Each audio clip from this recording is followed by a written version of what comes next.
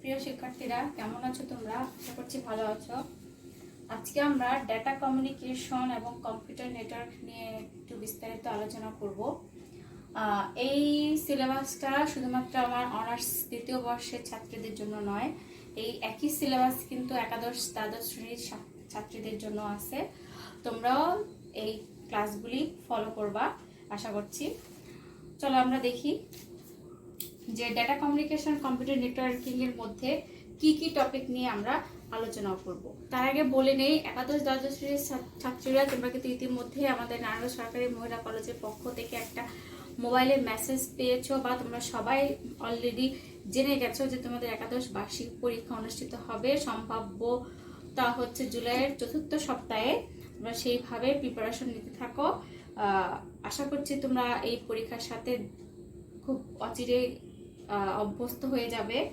যদিও প্রথম পরীক্ষা দিবে, অনলাইনে পরীক্ষা, কোনো সমস্যা হবে না, এত ভয় পাওয়ারও কিছু নাই। তোমরা অনেকেই প্রশ্ন করেছো যে কিভাবে পরীক্ষা হবে, কোন সিস্টেমে পরীক্ষা হবে। তোমরা পর্যায়ক্রমে আমাদের কলেজের পক্ষ থেকে বিভিন্ন ধরনের নোটিশ, পরীক্ষার এগুলি পেয়ে যাবে। ভয় পাওয়ার কিছু নাই, তোমরা নির্ভয়ে এখন যে সময়টুকু হাতে আছে এর মধ্যেই তোমরা পরীক্ষার প্রিপারেশন নিতে থাকো। পরীক্ষা তোমাদের আশা করছি ভালোই হবে। আচ্ছা, এবার আমরা মূল আলোচনায় ফিরে যাই। প্রথমে আসো, কমিউনিকেশন কি? এটা হচ্ছে সম্মান দ্বিতীয় বর্ষের শিক্ষার্থীদের জন্য হচ্ছে প্রথম অধ্যায়ের পঞ্চম অংশ, আর একাদশ দ্বাদশ শ্রেণীর জন্য হচ্ছে অধ্যায় 2। তোমরা অলরেডি জানো সেটা। আচ্ছা, প্রথমে আসো আমরা দেখবো যে কমিউনিকেশন কি।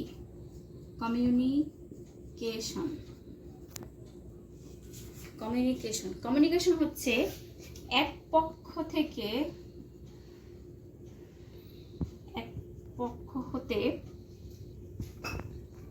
অন্য পক্ষে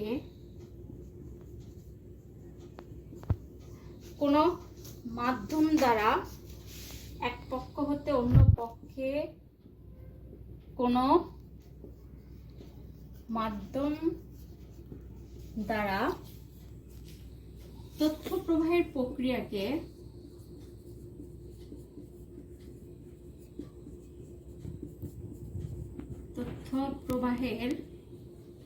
প্রক্রিয়াকে কমিউনিকেশন বা যোগাযোগ বলা হয়।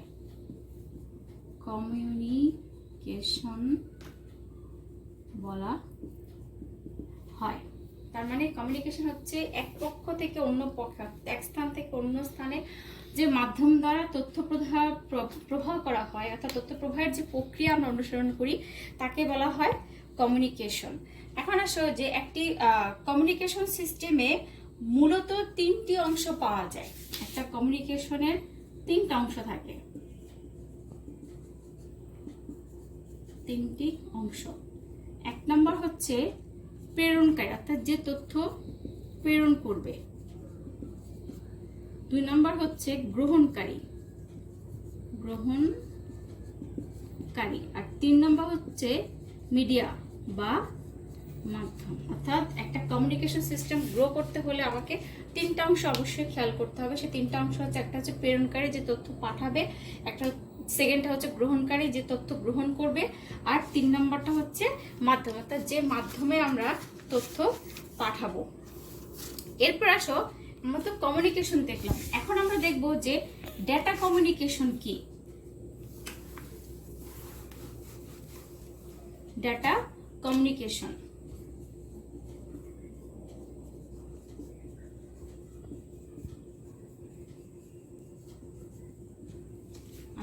ডেটা কমিউনিকেশন হচ্ছে, আমি মুখে বলে দিই, এটা লিখবো না, তোমাদের বইয়ে সুন্দর করে দেওয়া আছে। ডেটা কমিউনিকেশন হচ্ছে এক মাধ্যম থেকে অন্য মাধ্যমে, অথবা এক স্থান থেকে অন্য স্থানে, অথবা এক কম্পিউটার থেকে অন্য কম্পিউটারে, অথবা এক ডিভাইস থেকে অন্য ডিভাইসে তথ্য আদান প্রদান বা তথ্য বিনিময়কে বলা হয় ডেটা কমিউনিকেশন। আমি আবার বলছি, এক স্থান থেকে অন্য স্থানে, কিংবা এক কম্পিউটার থেকে অন্য কম্পিউটারে, কিংবা এক ডিভাইস থেকে অন্য ডিভাইসে তথ্য আদান প্রদান তথা তথ্য বিনিময়কেই বলা হয় ডেটা কমিউনিকেশন। একটা কমিউনিকেশন সিস্টেমে মূলত 2টা অংশ থাকে।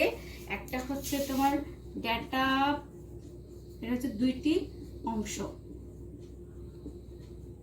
একটা হচ্ছে ডাটা প্রসেসিং আর 2 নম্বরটা হচ্ছে ডাটা ট্রান্সমিশন।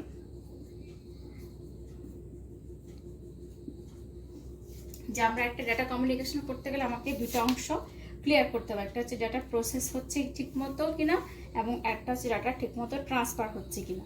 আচ্ছা, এরপরে আমরা দেখব যে একটা ডাটা কমিউনিকেশন করতে গেলে আমাদের কি কি উপাদান লাগতেছে, অর্থাৎ ডাটা কমিউনিকেশনের উপাদান কি কি, কয়টা উপাদান আমার লাগবে। ডাটা কমিউনিকেশনের উপাদান সমূহ,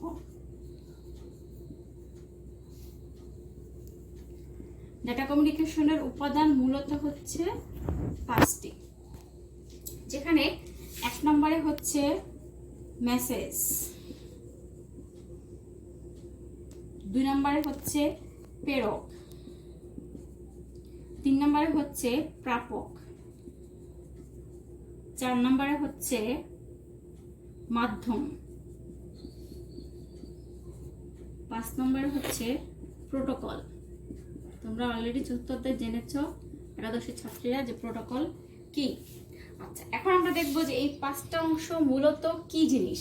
ডাটা কমিউনিকেশন উপাদান হচ্ছে 5টা, সেই 5টা অংশ হচ্ছে মেসেজ বা তথ্য প্রেরক, অর্থাৎ যে তথ্য প্রেরণ করবে, প্রাপক যে তথ্য গ্রহণ করবে, একটা মাধ্যম লাগবে, সেই মাধ্যমটা, আর হচ্ছে প্রোটোকল, অর্থাৎ যে নিয়মকানুন ফলো করে আমরা তথ্যগুলি পাঠাবো, অর্থাৎ যেটা কমিউনিকেট করব সেটাই হচ্ছে এখানে প্রোটোকল।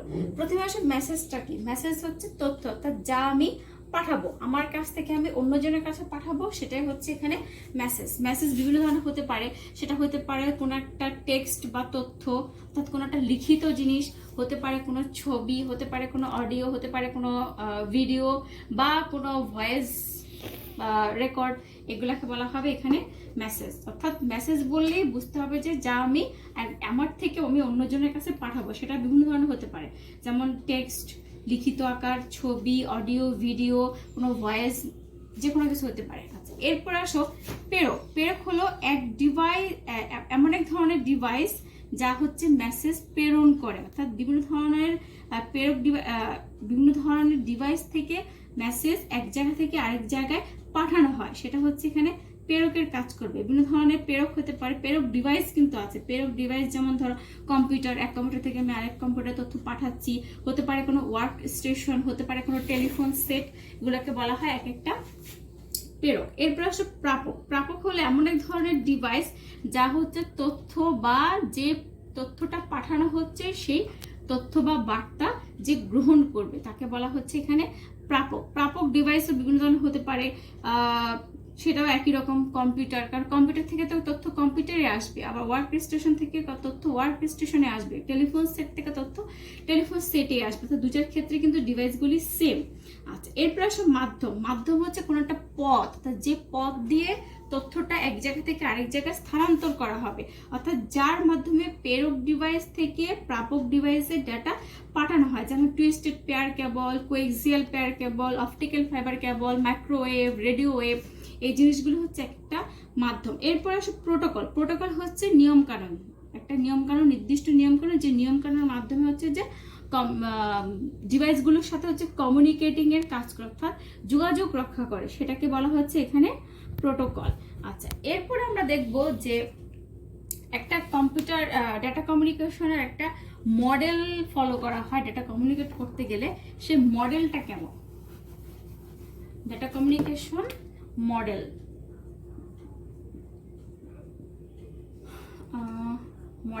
ডাটা কমিউনিকেশন মডেলটা হচ্ছে এরকম যে প্রথমে আমার একটা সোর্স থাকবে, সোর্স থেকে সে যাবে হচ্ছে ট্রান্সমিটারে,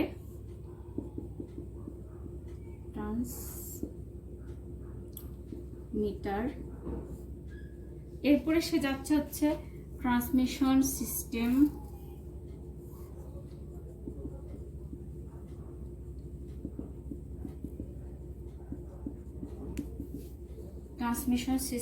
ট্রান্সমিশন সিস্টেমের পরে, অর্থাৎ এখানে হচ্ছে মাধ্যমটা কাজ করতেছে, এরপরে সে যাচ্ছে হচ্ছে রিসিভার,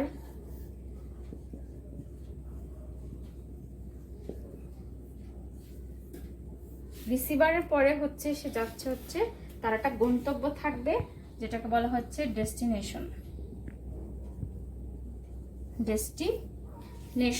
তার মানে এই সোর্সে আমি একটা টেক্সট, কোনো তথ্য বা টেক্সট দিব, সেখান থেকে সে হচ্ছে এই যে ট্রান্সমিটারে যাচ্ছে, এই জায়গাটায় সে কাজ করতেছে হচ্ছে ডিজিটাল বিট স্থানান্তর করতেছে, তথ্যটাকে সে ডিজিটালে পরিবর্তন করতেছে,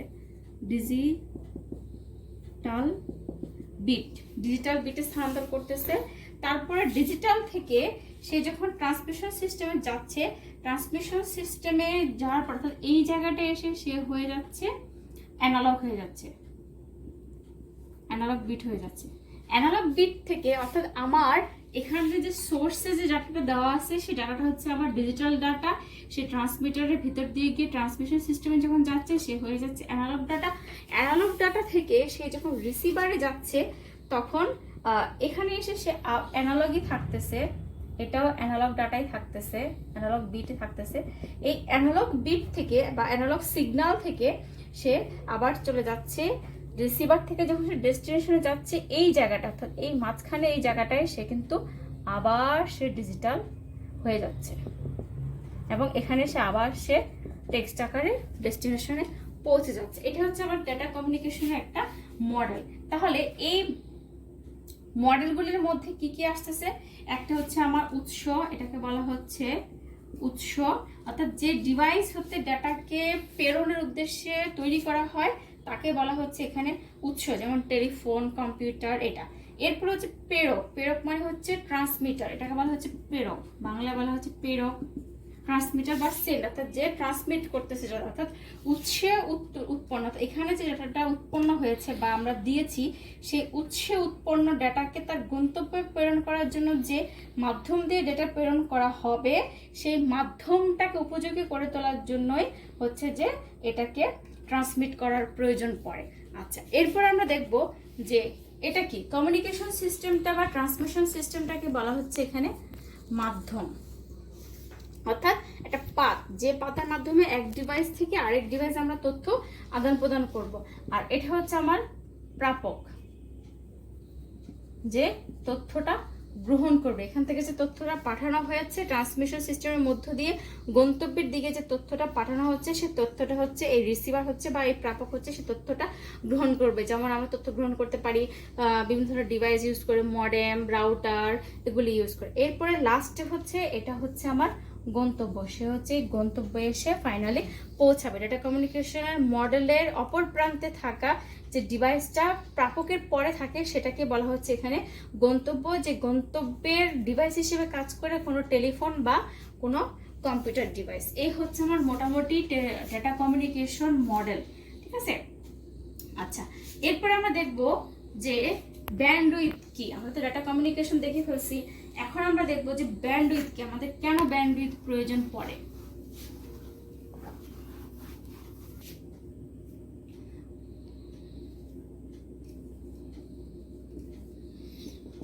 ব্যান্ডউইথ আমি তোমাদের এর আগেও একটা ক্লাসে ব্যান্ডউইথের ম্যাথ নিয়ে আলোচনা করেছিলাম, তো আজকে একটু শর্টকাটে বলি যে অ্যাকচুয়ালি ব্যান্ডউইথটা কি।